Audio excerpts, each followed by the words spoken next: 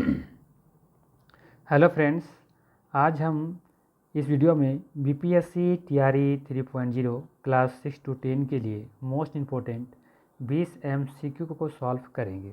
Subject है मेरा भूगोल, सेट नंबर है 6। इससे पहले हमने 5 सेट ऑलरेडी करा रखा है, उसका लिंक डिस्क्रिप्शन में दिया हुआ है, आप उसे देख सकते हैं। तो फिर चलिए समय का महत्व रखते हुए शुरू करते हैं आज का पहला प्रश्न के साथ। ठीक है, आज का पहला प्रश्न है, निम्नलिखित में से कौन एक एकल तत्व खनिज नहीं है। ठीक है, बताना है आपको कि निम्नलिखित में से कौन एक एकल तत्व खनिज नहीं है। सोना, अभ्रक, ग्रेफाइट, थोड़ा सा टाइपिंग मिस्टेक है, ग्रेफाइट यहाँ पे ई छूटा हुआ है। ठीक है, ग्रेफाइट, या उपयुक्त में से एक से अधिक होगा या उपयुक्त में से कोई नहीं होगा। चलिए कमेंट कीजिए इसका आंसर क्या होगा। तो इसका सही आंसर होगा अभ्रक। क्या हो जाएगा? अभ्रक। ऑप्शन नंबर बी यहाँ पे बिल्कुल सही है। सोना एकल तत्व है, ग्रेफाइट भी एकल तत्व है, जबकि अभ्रक में आप देखेंगे कि कुछ कुछ चीज़ों का मिश्रण है, जैसे पोटेशियम, एल्युमिनियम, मैग्नीशियम, लोहा, सिलिका, ये सब चीज़ का अभ्रक में मिश्रण होता है। और पूरे पृथ्वी पर ये लगभग 4% पाया जाता है। कितना? 4%। ठीक है, और ये कहाँ देखने को मिलता है? ये ज़्यादातर आपको आग्नेय, ठीक है, आग्नेय या फिर कायांतरित चट्टान में आपको देखने को मिलेगा। क्या देखने को मिलेगा? अभ्रक। ठीक है, तो सही आंसर है एकल तत्व में, इसमें अभ्रक हो जाएगा, ये नहीं है एकल तत्व, ये नहीं है। बाकी सोना, ग्रेफाइट एकल तत्व है। ठीक है, चलते हैं अगला प्रश्न के साथ। अगला प्रश्न है, निम्नलिखित में से कौन सा एक अवसादी चट्टान नहीं है। सवाल है, इनमें से कौन एक अवसादी चट्टान नहीं है। ठीक है, ऑप्शन है टाइलाइट, ब्रेसिया या फिर संगमरमर। उपयुक्त में से एक से अधिक या फिर इनमें से कोई नहीं। चलिए कमेंट कीजिए इसका आंसर क्या होगा। तो यहाँ पे देखेंगे कि अवसादी चट्टान नहीं है, तो एक यहाँ पे देखेंगे संगमरमर जो है आपका अवसादी चट्टान नहीं है, तो यहाँ पे दूसरा का ऑप्शन नंबर सी बिल्कुल सही हो जाएगा। ठीक है, बाकी यहाँ पर टाइलाइट और ब्रेसिया जो है वो अवसादी चट्टान के भाग हैं। ठीक है, आप बात करें यहाँ पर कि संगमरमर क्या है, तो संगमरमर एक कायांतरित चट्टान है। क्या है? कायांतरित चट्टान के भाग है। ठीक है, ये ध्यान में आपको रखना है। ठीक है, बाकी आपका टाइलाइट, ब्रेसिया और भी है, बोरेक्स वगैरह भी है, जो कि आपका ये अवसादी चट्टान का हिस्सा है या भाग है। ठीक है, चलिए आगे देखते हैं क्वेश्चन नंबर 3। क्वेश्चन नंबर 3 है, निम्नलिखित में से कौन सी प्रक्रिया कर्मिक प्रक्रिया है। कर्मिक मतलब क्रम से, जैसे कि एक एक घटना जिसे होते चलता है वो कर्मिक प्रक्रिया कहा जाता है। ठीक है, क्रम से जो होती है। निक्षेपण, ज्वालामुखी याता या फिर अपर्दन। क्या होगा? कमेंट कीजिए मुझे इसका आंसर क्या होगा। निम्नलिखित में से कौन सी प्रक्रिया कर्मिक प्रक्रिया है। तो ये देखेंगे अपर्दन जो है वो कर्मिक प्रक्रिया है। ठीक है, अपर्दन क्या है? एक कर्मिक प्रक्रिया है। ठीक है, चलिए आगे देखते हैं। क्वेश्चन नंबर 4 है, निम्नलिखित में से कौन सा जल योजना प्रक्रिया से प्रभावित होता है। आपको बताना है कि निम्नलिखित में से कौन सा पदार्थ जल योजना प्रक्रिया से प्रभावित होता है। ग्रेनाइट या फिर क्वार्ट्ज या फिर लवण। तो अब देखेंगे कि जल योजना प्रक्रिया से कौन प्रभावित होता है? लवण। ठीक है, क्या होता है? लवण। जल योजन तब होता है जब चट्टान में खनिजों द्वारा पानी का अवशोषित किया जाता है। जल योजन तब होता है जब चट्टान में खनिजों द्वारा पानी का अवशोषित किया जाता है, जिससे क्रिस्टल बनते हैं जो आसपास की चट्टान पर दबाव डालते हैं, जिससे अंततः ये क्या होता है? टूट जाते हैं। ठीक है, तो ये इसका सही आंसर हो जाएगा ऑप्शन नंबर सी, यानी कि लवण। ठीक है, चलिए अगला देखते हैं। नेक्स्ट है, भू आकृति विकास की निम्नलिखित में से स्वागत किस, अच्छा स्वागत हो गया ना, थोड़ा सा इसको सुधार लीजिए। यहाँ भी निम्नलिखित में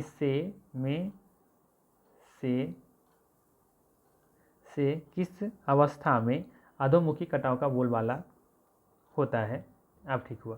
ठीक है, भू आकृति विकास की निम्नलिखित में से किस अवस्था में अधोमुखी कटाव का बोलबाला होता है। युवावस्था में, या प्रारंभिक परिपक्व अवस्था में, या विलंबित परिपक्व अवस्था में। उपर्युक्त में से एक से अधिक होगा या इनमें से कोई नहीं होगा। चलिए कमेंट कीजिए इसका आंसर क्या होना चाहिए। तो चलिए इसका आंसर जो होगा ये होगा आपका युवावस्था, यानी कि ऑप्शन नंबर यहाँ पे बिल्कुल सही हो जाएगा। ठीक है, तो भू आकृति विकास की निम्नलिखित में से किस अवस्था में अधोमुखी कटाव को बोलबाला होता है? ये युवा अवस्था में होता है। ठीक है, युवा अवस्था यह वो अवस्था यदि वर्षा होती है तो वर्षा का जल प्राकृतिक ढलान के साथ गलियों, नालों और नदियों के रूप में समुद्र की ओर बहने लगता है युवा अवस्था में। ठीक है, इसकी विशेषता है ये। चलिए अगला सवाल ले लेते हैं। एक गहरी घाटी जो खड़ी सीढ़ीनुमा पार्श्व ढलानों की विशेषता है क्या कहलाती है? एक गहरी घाटी जो खड़ी सीढ़ीनुमा पार्श्व ढलानों की विशेषता है क्या कहलाती है? यू आकार की घाटी या फिर अंध घाटी, क्या कहते हैं? एक गहरी घाटी जो सीढ़ीनुमा पार्श्व ढलानों की विशेषता है क्या कहलाती है? चलिए कमेंट कीजिए। एक गहरी घाटी जो खड़ी सीढ़ीनुमा पार्श्व ढलानों की विशेषता है क्या कहलाती है, आपको बताना है। तो ये होगा आपका घाटी। क्या हो जाएगा? घाटी। ऑप्शन नंबर बी यहाँ पे बिल्कुल सही है। ठीक है, बात करें हम यू आकार की घाटी का, तो ध्यान रखिएगा यू आकार की घाटियाँ जो है वो हिमनद अपर्दन से बनती हैं। हिमनद अपर्दन से बनती है क्या? यू आकार की घाटियाँ। ठीक है, ये आप ध्यान में रखिएगा। चलिए नेक्स्ट देख लेते हैं क्या है। अगला प्रश्न है, निम्नलिखित में से किस क्षेत्र में आंतरिक अपक्षय प्रक्रिया की तुलना में रासायनिक अपक्षय प्रक्रिया अधिक प्रभावी होती है?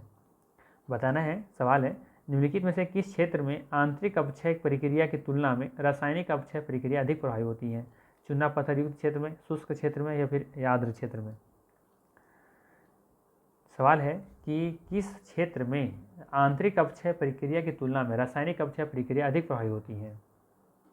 तो ये होते हैं आर्द्र क्षेत्र में। ऑप्शन नंबर यहाँ पे सी बिल्कुल सही हो जाएगा। ठीक है, ह्यूमिडिटी वाला जो एरिया होता है वहाँ पे रासायनिक अपक्षय प्रक्रिया का अधिक प्रभावी होता है, ये आपको ध्यान में रखना है। ठीक है, चलिए आगे देखते हैं। निम्नलिखित में से कौन सा वाक्य लाइपीज शब्द को सबसे अच्छी तरह से परिभाषित करता है? ये बताना है आपको कि कौन सा लैपीज शब्द के बारे में अच्छे तरीके से परिभाषित करता है, यानी कि आपको बताना ये है कि लैपीज होता क्या है।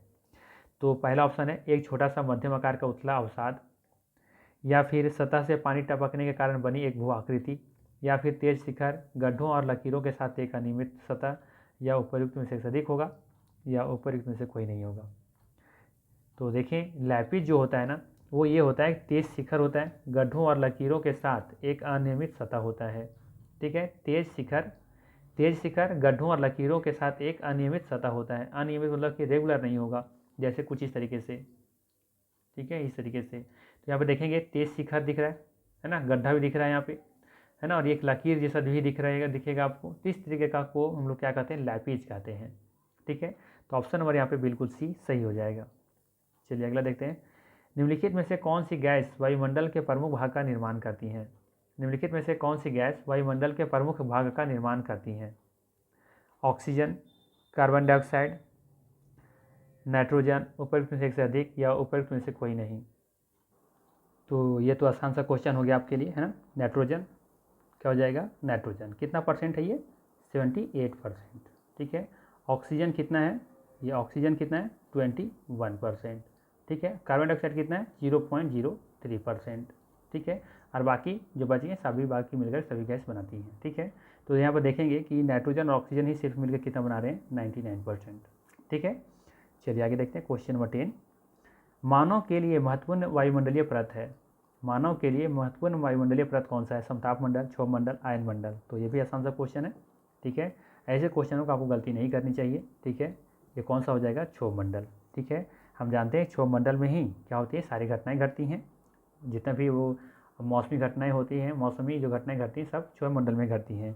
और इसकी जो औसत ऊंचाई होता है वो लगभग कितना होता है? 13 किलोमीटर। कितना होता है? 13 किलोमीटर। ठीक है, हम जिस हवा में सांस लेते हैं वह भी यहीं मौजूद है। इस परत में धूल के कण जलवाष्प भी होते हैं।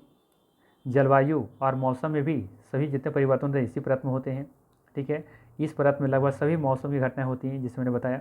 ठीक है, बादल, वर्षा, कोहरा, ओलावृष्टि, ये सब इसी में घटना घटती हैं। ठीक है, बाकी आप देखेंगे समताप मंडल का, तो इसके जो औसत ऊंचाई होता है वो 50 किलोमीटर होता है। कितना? 50 किलोमीटर। ठीक है, और देखेंगे कि इसमें कह सकते हैं कि इसमें ही ओजोन गैस जो होता है ना इसी में देखने को मिलता है। ओजोन गैस यानी कि ओजोन परत भी कह सकते हो, है ना। ओजोन परत या ओजोन गैस यही समताप मंडल के ठीक ऊपर लेयर पर बना होता है। ठीक है, और बाकी वायुमंडल में अगर पूछा जाए तो वहाँ पर ध्यान रखिएगा, वायुमंडल का जो कहानी है वो उसमें आपको हल्की गैसें देखने को मिलेगी वायुमंडल में, हल्की गैसें, क्योंकि हल्की जो गैस होती है ऊपर में तैर रही होती है, जैसे कि हाइड्रोजन, हीलियम हो गया आपका। ठीक है, तो कुछ ये सब इंपॉर्टेंट पॉइंट था जो आपको ध्यान में रखना था। नेक्स्ट है हमारा, वायुमंडल में खाली स्थान की ऊंचाई पर ऑक्सीजन गैस नगण्य मात्रा में होती है। वायुमंडल में कितना किलोमीटर की ऊंचाई पर ऑक्सीजन गैस जो होती है नगण्य मात्रा में होती है, ये आपको बताना है। बहुत इंपॉर्टेंट सवाल है। वायुमंडल बताना है, वायुमंडल में कितने किलोमीटर के ऊपर हम जाएंगे तो ऑक्सीजन ना के बराबर आपको देखने को मिलेगा, 90 किलोमीटर, 100 किलोमीटर या 120 किलोमीटर। तो इसका जो सही आंसर है, करेक्ट आंसर है, वो है 120 किलोमीटर। ठीक है, 120 किलोमीटर के ऊपर आप जाएंगे तो ऑक्सीजन आपको ना के बराबर मिलने वाला है। ठीक है, और जैसा कि मैंने बताया कि ऑक्सीजन वायुमंडल में कितना है, 21% है, ये भी आपको ध्यान में रखना चाहिए। ठीक है, और एक चीज़ और ध्यान में रखिएगा, जैसे जलवाष्प और कार्बन डाइऑक्साइड, ये दोनों जो चीज़ें हैं वो आपको ये 90 किलोमीटर के ऊपर आपको नहीं मिलेंगे, सतह से केवल 90 किलोमीटर के तक ही आपको क्या मिलेंगे, कार्बन डाइऑक्साइड मिलेंगे। ठीक है, और साथ साथ में जलवाष्प देखने को मिलेगा। ठीक है, ये दो चीज़ें, कार्बन डाइऑक्साइड और जलवाष्प, 90 किलोमीटर के रेंज तक, उसके ऊपर जाएंगे तो नहीं मिलेगा। ठीक है, चलिए, आर्गन कितना है एग्जैक्ट बता सकते हैं कोई? एग्जैक्ट आर्गन है 0.934, इसी के आसपास में है ना। चलिए आगे देखते हैं। अच्छा, हाइड्रोजन कितना जानते हैं? हाइड्रोजन जो सबसे हल्की गैस होती है और सबसे ऊपर में तैर रहा होता है वायुमंडल में, ये है हमारा 0.000 4 जीरो था शायद, हाँ 4 जीरो, इतना है। ठीक है, ये एग्जैक्ट है, ये इतना परसेंट है। चलिए आगे देखते हैं क्वेश्चन नंबर 12। क्वेश्चन नंबर 12 में है, निम्नलिखित में से कौन सा गैस आने वाले सौर विकिरण के लिए पारदर्शी और बाहर जाने वाले स्थलीय विकिरण के अपारदर्शी है? निम्नलिखित में से कौन सा गैस आने वाले सौर विकिरण के लिए पारदर्शी है और बाहर जाने वाले स्थलीय विकिरण के अपारदर्शी है, ये आपको बताना है। तो इसका सही आंसर होगा आपका ऑप्शन नंबर सी, यानी कि कार्बन डाइऑक्साइड। ठीक है, क्या है? Carbon dioxide. यह आने वाले सौर विकिरण के लिए पारदर्शी है, लेकिन बाहर जाने वाले स्थलीय विकिरण के लिए क्या होता है, ये अपारदर्शी होता है। ठीक है, और एक चीज़ और ध्यान रखना चाहिए हमें कि कार्बन डाइऑक्साइड मौसम विज्ञान की दृष्टि से एक बहुत ही महत्वपूर्ण गैस है ये। ठीक है, बाकी इसमें सांस लेते समय हम जो हवा लेते हैं वह वास्तव में कोई गैस का मिश्रण होता है ना। और नाइट्रोजन और ऑक्सीजन दो गैसें हैं जो वायुमंडल में अधिकांश भाग बनाती है, जैसे मैंने ऊपर बताया। ठीक है, तो सब पॉइंट छोटी छोटी चीज़ें हैं जो ध्यान में रखना चाहिए। ठीक है, चलिए अगला प्रश्न ले लेते हैं। अगला प्रश्न है, 21 जून को दोपहर के समय सूर्य सीधे ऊपर की ओर कहाँ स्थित होता है? भूमध्य रेखा पर 27 डिग्री 5, ये उल्टा हो गया क्या? नहीं, ठीक है, 27 डिग्री नॉर्थ या फिर 27 डिग्री ईस्ट, कहाँ पे होगा? 21 जून को दोपहर के समय सूर्य सीधा ऊपर की ओर कहाँ स्थित होगा, ये आपको बताना है। तो इसका जो सही आंसर है वो है आपका 27 डिग्री नॉर्थ, यानी कि ऑप्शन नंबर बी यहाँ पे सही हो जाएगा। ठीक है, 21 जून को दोपहर के समय सूर्य सीधे ऊपर की ओर अवस्थित होता है, ये 27 डिग्री नॉर्थ पर। ठीक है, 21 जून को ध्यान रखिएगा। अगला है, निम्नलिखित में से किस शहर में दिन रात सबसे लंबे होते हैं? निम्नलिखित में से किस शहर में दिन रात सबसे लंबे होते हैं? ठीक है, ये आपको बताना है किस शहर में दिन, यहाँ पे दिन रात नहीं होना चाहिए, दिन रात लंबा कैसे हो सकता है, यहाँ पे कर लीजिए दिन सिर्फ। ठीक है, इसको हटा दीजिए। चलिए अब बताना है कि निम्नलिखित में से किस शहर में दिन सबसे लंबे होते हैं, हैदराबाद, नागपुर या चंडीगढ़? तो इसका जो सही आंसर है वो है आपका चंडीगढ़। यहाँ पे आपका देखेंगे कि दिन सबसे ज़्यादा होता है। ठीक है, दिए गए ऑप्शन में से। चलिए आगे देखते हैं। वैसे आप देखेंगे कि यहाँ पे हमारा जो बनता है अक्षांश, ये कितना डिग्री पर है, ये है आपका 17 नहीं होगा, चंडीगढ़ में होता है आपका एग्जैक्ट है आपका 30 डिग्री 7 मिनट। ठीक है, नॉर्थ, ये हो जाएगा आपका सही, 30 डिग्री 7 मिनट नॉर्थ पर है ये चंडीगढ़। ठीक है, चलिए आगे देखते हैं। अगला सवाल है, वायुमंडल मुख्य रूप से किसके द्वारा गर्म होता है? लघु तरंग सौर विकिरण, दीर्घ तरंग स्थलीय विकिरण या परावर्तित सौर विकिरण? ऊपर में से अधिक होगा या में से कोई नहीं होगा। देखिए अगर मेरा आप रेगुलर वीडियो देख रहे होंगे तो इस क्वेश्चन का आंसर आप दे सकते हैं, क्योंकि इसका मैंने एक बार चर्चा किया है ऑलरेडी। तो इसका सही आंसर क्या है? इसका सही आंसर है दीर्घ तरंग स्थलीय विकिरण। इसी से क्या होता है, हमारा वायुमंडल गर्म होता है। ऑप्शन नंबर बी यहाँ पे बिल्कुल सही है। ठीक है, चलिए आगे देखते हैं। क्वेश्चन नंबर 16 है, मुख्य कारण क्या है कि पृथ्वी भूमध्य रेखा के बजाय उत्तरी गोलार्ध में उपोष्ण कटिबंधीय क्षेत्र में उच्चतम तापमान का अनुभव करती है? बताना ये है कि क्या कारण है कि पृथ्वी भूमध्य रेखा के बजाय उत्तरी गोलार्ध में उपोष्ण कटिबंधीय क्षेत्र में उच्चतम तापमान का अनुभव करती है? क्या कारण है? तो इसका जो कारण है, ये कारण है आपका उपोष्ण कटिबंधीय क्षेत्र में भूमध्य रेखीय क्षेत्रों की तुलना में कम बादल छाए रहते हैं। ठीक है, उपोष्ण कटिबंधीय क्षेत्र में भूमध्य रेखीय क्षेत्रों की तुलना में कम बादल छाए रहते हैं। ठीक है, जिसकी वजह से यहाँ पे हमें क्या महसूस होता है, थोड़ा उच्च तापमान का अनुभव करते हैं। ऑप्शन नंबर ए यहाँ पे बिल्कुल सही हो जाएगा। ठीक है, चलिए आगे देखते हैं। 17 नंबर क्वेश्चन में क्या है, यहाँ पे है अंतर उष्ण कटिबंधीय अभिसरण क्षेत्र सामान्य रूप में होता है भूमध्य रेखा के पास, कर्क रेखा के पास, मकर रेखा के पास या जलवायु के पास? चलिए सर आंसर दीजिए क्या होगा। अंतर उष्ण कटिबंधीय अभिसरण क्षेत्र सामान्य रूप में होता है, कहाँ होता है ये आपको बताना है। तो ये होता है आपका भूमध्य रेखा के पास।